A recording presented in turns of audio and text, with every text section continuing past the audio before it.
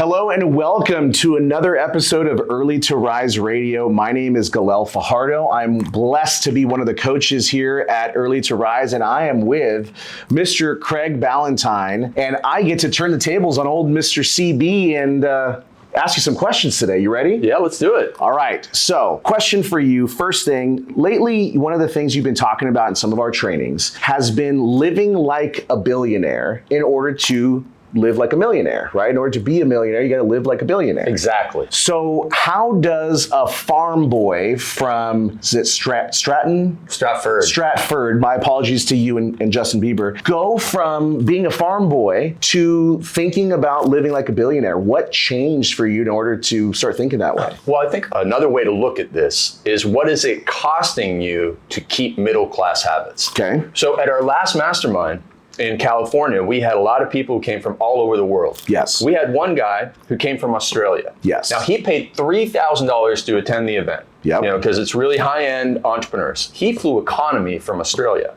Yes. So think about that. That is a middle-class habit. Mm-hmm. To spend all that money. He made this huge investment to go to this event, and it's not like he came in a week before and recovered. No, he came in like the day before, flew all the way from Australia, sitting in economy for a 12-hour flight. And it's a horrible experience because I've done it when I was younger. I went to Australia in economy. And, so no sleep. So the first day you completely lose. So he lost the first day of the mastermind. Basically, you lose it. If it's a 3-day event, you lose $1,000 because you didn't spend the extra couple of grand to do the business class flight. And he was tired all the time. He was on a crazy, jet lag schedule. And did he get the maximum out of the event? No, because he didn't invest fully in himself. What would a billionaire do? A billionaire, if they didn't fly private, of course they would fly in business or first class, be able to sleep, maybe get there a little bit early, be able to acclimatize to it, and then get the most out of the investment that they made. And so what is it costing you to do stuff like that? To fly economy, to eat crap, to sleep on a bad mattress and lose an hour a day of productivity because you had a bad sleep, because in your room you don't have the temperature appropriate, you don't have blackout blinds, you don't use an eye mask, you don't use earplugs, you don't have everything set up, and you aren't sleeping on the best mattress you can possibly buy, which only costs $2,000. Yeah. And so if you're not doing all of those things and you're losing an hour a day of productivity and your hourly worth is $100 an hour, that's $12,000 minimum in a year, maybe even more, that you are wasting in lost productivity because you're too cheap to go and buy a $2,000 mattress. Yeah. And so that's the type of stuff. It's death by 1,000 cuts in the middle class habit. So first of all, we think that way and figure out what's it costing me to continue to be like that. And then switch and okay, if I was going to be a billionaire, what would I change in my life? Well, I'd buy that best mattress I could possibly do. Well, it's $2,000, man. You don't need to be a billionaire to buy it. And this is from Forbes magazine. They did a survey of all the mattresses, and it's $2,000. And you go to another website and see which was the best mattress on theirs. It was also $2,000. Mm-hmm. It's $2,000 for the best mattress, and you're not paying it because you're living middle class. But a billionaire can't have a better mattress than almost all of us can have. And it's the same sort of thing with so many things in our life, from food, sleep, delegation, assistance, all that sort of stuff. It doesn't cost you millions of dollars to buy back your time and be able to then go and make more money and have more quality time with your family. So it's two ways of thinking. It's more funner to think about the billionaire, because you just have so many regrets and you're so ashamed and embarrassed, oh my God, I can't believe I've been living with these middle class habits. Yeah. If you think about it that way. So doing this exercise of what would you do if you were a billionaire, and we did this on our training recently, and one of our clients who makes millions of dollars per year said, instead of just having a tutor 2 of the 4 days per week for my son's algebra, super hard math. It's not like she's an expert in it. No. She has a tutor 2 days of the week for it, and she spends 2 to 4 hours learning the algebra so that she can tutor him the other 2 days. And she goes, you know what, I do it all 4 days. I'm like, you don't. You have the money to do this. And so why? She is middle class when she grew up. She grew up with nothing. And when you grow up with nothing, you have these weird mental hangups that stop you from investing to get back your life. Okay, so we're going to go into some of the specifics, but I've got to ask like more of a personal question. Okay, it leads to like what where we started with was, how did you change that thinking from being a farm boy? Like what books did you read? A book? Who influenced you? I'm just lazy. and I'm not joking. Yeah. It's a good joke, but it is, I'm like super lazy. And I don't want, like, I've never made my bed. So that guy, that admiral who, you know, has this whole shtick about you got to make your bed. No, you don't. I don't know any rich person who makes a bed. Like, what am I going to do? Tell my wife to get up? And I got to make the bed if I want to be successul today. I know that you're not going to get up for 3 more hours, but you got to get out of bed so I can make the bed, because I can't be. That's such schlock, right? And so, anyways, but even if my wife was not in bed, I wouldn't make it anyways. And I don't want to clean the house, and I don't want to cut the lawn. I've cut the lawn enough in my lifetime. I don't want to do anything but the stuff that I like to do. So I'm very lazy, and then that just naturally led me to figuring this stuff out earlier. So if you can't think like a billionaire, think like a lazy person, and then free up the time so that you're able to do only what you want. So for me, it was just naturally ingrained. So there isn't a book, but for everybody watching, it's this interview. It's the trainings that we do that will give you the advice, the know-how, the tools, the resources to go and live like a billionaire on pennies on the dollar. Because again, it doesn't cost you a lot of money. Like, oh, this billionaire, he's got a personal driver. Yeah, you've got Uber, right? Like another thing, another middle-class habit is people sitting in traffic, you know, driving to appointments and sitting in city traffic or highway traffic or whatever. No, you should not be driving around to anything, because you should be in the backseat of an Uber working. Just like Bloomberg in New York, when he's like the billionaire driving around New York, like he's in the backseat. It might be a nicer car, but even you can get like Uber Black, and you can, again, a billionaire is not going to have a better Suburban than you're going to be able to get on Uber. Yeah. Maybe they have one of those Sprinter vans that people are starting to deck out. But, you know, like still, most of the guys are riding around in Suburban. So let's get into like the real money stuff, okay? So one of the things you and I are very fortunate to do at Early to Rise, we get to work with private coaching clients and help them transform their business so they can make more money and work less, right? Spend more time with their family, do the things they love to do. What are some of the mistakes? You touched on one, like with the algebra example, but what are some other ways that you have seen clients incorporate being able to buy back their time? Well, I mean, first of all, it's everything that a virtual assistant can do. Yeah. And a virtual assistant you can get for a few bucks an hour. So I have a friend, a guy named Laith, who runs a company called assistantly.com. And he will find you a virtual assistant to answer your email, do your customer service, all types of things. But he can also find assistants at really high level. I have a client on Long Island who runs a big construction company, like millions and millions of dollars. And he needed an estimator for projects. But he said the estimator could actually be virtual for a lot of the things. And so Laith found this, my friend AJ, an assistant in the Philippines who had all the certifications that were needed for a construction company in Long Island for pennies on the dollar. And it's really, truly amazing. So anything virtual assistant related or small tech tasks related. I had a client who was making $12 million a year running a series of weight loss clinics. And she was updating her website. And actually, let me clarify something. Her personal income was $12 million per year. Oh, geez. And she was updating her own website. And on a coaching call, her daughter walked in and said, I want to go for a bike ride. And she said, I'm too busy to go for a bike ride. So think of that. You make $12 million a year, and you don't have time to go for a bike ride with your daughter because you're updating your website. Something does not compute there, right? Yeah. Because everybody watching this will go, oh, I'd never do that. But, you know, you give me your schedule, you give me what you want to be doing, and I'll go through that and I'll find something where it just, you know, it's just in misalignment. It doesn't make rational sense. And for whatever reason that you hold on to that activity, that maybe you don't trust the web design person, you don't trust your ability as a leader, you don't know how, you don't know where to go, And you don't have to go and, she probably thought, oh, I've got to go and pay $100 an hour to a web designer because she got ripped off on web design in the past. No, you can go to assistantly.com, you can go to Upwork, you can go to Fiverr, you can go to the local college and find somebody for very small amounts of money to do these things. And so video editing is another one, especially in this day and age of social media content. So many people will say, well, it's like, what's the best app to edit my Instagram video? I'm like, you make couple $100,000 a year. What do you mean? What's the best app? The app is called Other People. Other People. That's my favorite app. Yes. Other People. And then someone's gonna comment below, where do I find Other People on the what's the iTunes? Is it iTunes where you buy apps? The App Store. The App Store. Yeah. So, like, it's not an actual app. It's actually Other People. Yes. So, video editing, tech stuff, even setting up your own text station at home should not be done by you. There's a very cool website called TaskRabbit. Yes. And it's almost in every major city. Yeah.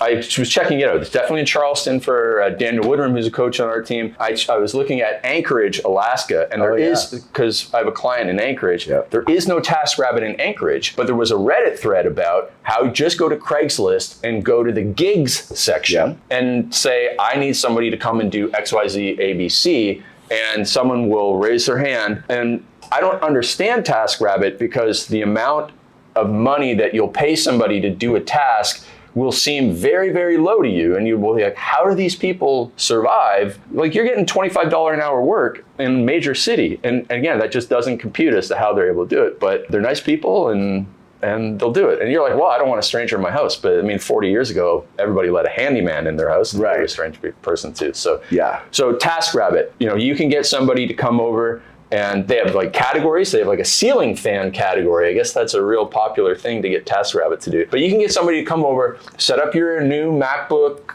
thingamajigger and the screen and connect all the wires and make it look good. And you don't have to know that. You shouldn't know how to do that. It's not your job. Get lazier. Yes. In fact, Upwork is another one. I think you mentioned that one too. It's like, people go, well, how do I find a great executive assistant? I found my last 3 executive assistants all on Upwork. And what's great about them is Upwork allows you to be able to audit their time. And then it takes screenshots of their computer. And what basically the arrangement I make with them is say, listen, after a certain period of time, I'll buy out their contract on Upwork and then hire them directly. And they make instantly 20% more money. So they're happy to do that. Yeah. And one other thing with Upwork is that people think, oh, you can only get virtual assistants there, which is not true, because you can actually find people to do CFO work in America. They're American-based people for $35 an hour. So if you think, oh man, I need some real financial help, but it's going to cost me $150,000 to hire a CFO or something, you can go and you can find somebody who lives in Kansas who's a CFO and does CFO fractional work for $35 an hour. $35 an hour, which is good money to that person who lives in wherever they live. And the other thing with Upwork is it's like, what do you do when you want to go to a restaurant? You go to Yelp and you look at the reviews. And it's the same with Upwork. They have all the reviews, it's like 4.7 stars, 500 jobs. That's the type of person you would hire. And all of that stuff is there so that it's a really great system for finding people to do almost anything. So in this day and age of the gig economy, you don't have to shell out a ton of money. You don't have to be a millionaire to be able to get a great amount of time back into your life from a very small investment. For in-person stuff, for virtual stuff, for financial stuff, for all types of stuff. Yeah. Yeah. What are a couple other areas that you see clients waste their time in that they should just, we've talked about video editing, social media content. We've talked about, the tutor if you're homeschooling, talked about driving and having an Uber. Well, just on the tutor stuff, when I was living in Mexico and I wanted to learn Spanish, I found this website called Preply.com. And Preply is virtual tutors for almost anything. And I paid $9 an hour. So this is a worldwide system. So you're going to get people who want to teach you math from maybe the Philippines who will probably charge you $10 an hour, which is great money in the Philippines, US dollars, and they'll teach you math at a very high level. So it's leveraging the global economy to get information and instruction at a very low cost. So there's no reason why anybody can't get educated at a high level who's earning American dollars in America. You can go and be able to use these things. So that Preply.com is another great service in there. And so you were going like, okay, what else? What else is there? And a lot of it is going to be home chores, right? So home chores such as mowing your lawn, removal of snow, repairs around your house, cleaning in your house, and then even meal prep. And so all the cleaning stuff is very simple. You can go to your network of people, like you just post on Facebook. If you got 500 friends on Facebook and you say, hey, listen, I'm looking for a cleaner, come to my house once a week or twice per week, or what'd you suggest, like twice a month? Twice a month has revolutionized mine and my wife's marriage. Twice a month, I'm telling you. So we have somebody come in once a week, and even that seems like a lot, but even just once a week in a major city is going to cost you like $200, but still, even if that saves you 5 hours of your time, you can use that for family time, or you can put that back into your business, and you should be able to go and make more than $40 an hour in your business. So you got to do that. You got to make that investment so that you free up more time, so that you raise your hourly worth. And then one that was probably really controversial is I said, you can go and get a private chef in almost any major city for about $500 a week, including the grocery spend.